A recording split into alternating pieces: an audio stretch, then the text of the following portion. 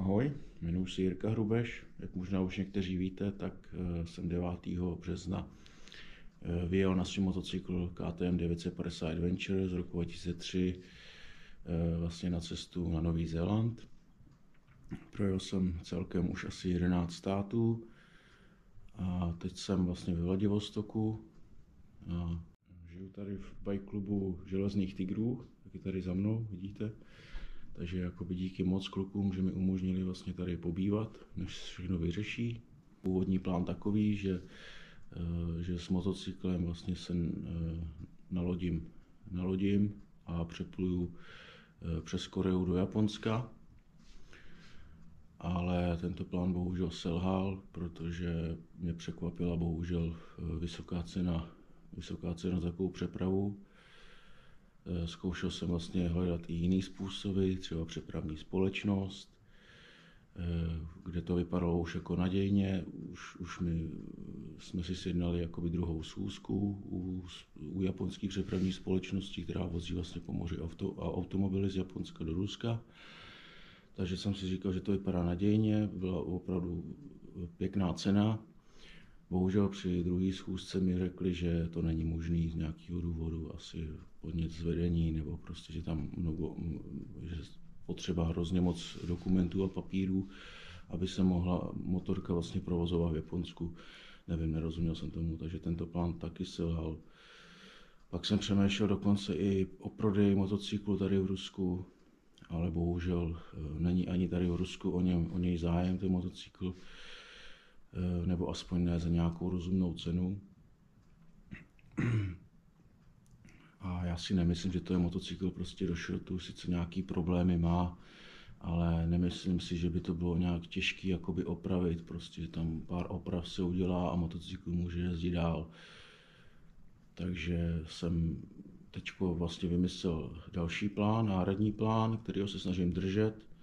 A to je plán, že pojedu vlastně teďko z Vladivostoku do Almaty, do Kazachstánu, kde už to vlastně znám. A ještě se chci k tomu vrátit, že ještě mi možná mohl někdo říct, proč to nenechám tady v Rusku.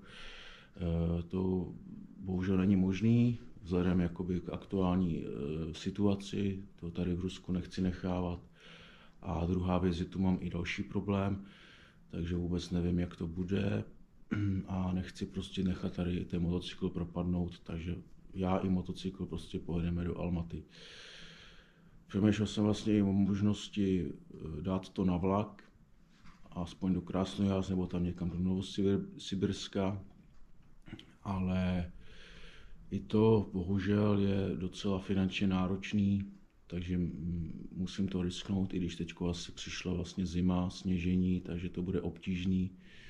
Bude to další prostě 6-7 tisíc kilometrů do Almaty prostě v mrazu, kdy ránem může být i minus 30 stupňů, prostě bude sníh na silnicích, budu muset opravdu jet hodně opatrně, ale věřím, že to je možný, že prostě dojedu. Teplé oblečení mám, takže vlastně pojedu dál do Almaty a tam vlastně jsem vymyslel takový plán, že v Almatě to nechám, tam je bike post, nebo to nechám v servisu přímo v KTM, s tou už mám taky zkušenosti docela dobrý. Takže bych to tam nechal, aby mi nějak jakoby postupně tu motorku nějak dali dohromady. Já poletím z Almaty letadlem vlastně na Nový Zéland a tam budu pracovat asi 1 rok nebo 15 měsíců. A abych si vydělal nějaký peníze, samozřejmě budu i natáčet ten Nový Zéland. Mám v plánu, že si tam koupím nějaký menší motocykl, nějaký levný motocykl nebo starý motocykl, a abych mohl taky jezdit samozřejmě, protože nechci jenom pracovat. A chtěl bych samozřejmě ten Nový Zéland vidět, kvůli tomu tam taky hlavně jedu. Takže a pak bych ten motocykl prodal a letěl bych zpátky do Almaty z Nového Zélandu, zpátky do Almaty, kde bych ještě nějaký drobnosti na motocyklu udělal, opravil, co by jsem si prostě, že tam vím, že v Kazachstáně je problém jakoby s dílama, jakoby s přepravou s dílem, všechno se musí prostě objednávat, trvá to dlouho, takže nevěřím, že by to tam dali úplně jakoby dokupy sami v servisu, takže si přivezu nějaký díly, co si objednám vlastně na Novém Zélandu, pak si to přivezu do Almaty a motocykl ještě trošku jakoby poupravím, aby bylo všechno dobrý, aby mohl vlastně pokračovat na další cestu, kterou jsem vymyslel takovou, že bych vlastně jel tu střední Asii, tam Tádžikistán, Kyrgyzstán, na ten Pamír se podívat hlavně, pak přes Irán, Afghánistán, Pákistán,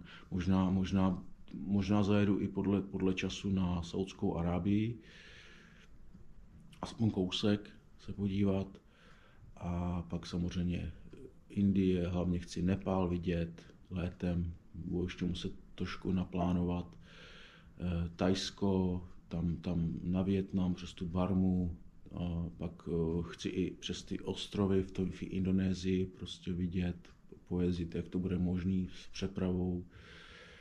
A takhle bych viděl ten můj plán, no. A pak uvidím, jak bude další. No. Takže zatím takhle z výhledově bych to chtěl udělat. No. Takže zatím se mi jakoby plán zamlouvá, je to sice trošku odchylka, trošku jakoby problematický, musel jsem můj aktuální plán trošku poupravit, ale myslím si, že to není úplně špatný plán, že by to mohlo být zajímavý, jak pro mě, a že by to mohlo klapnout. No. Takže asi tak ve zkratce. No, držte palce. Ahoj.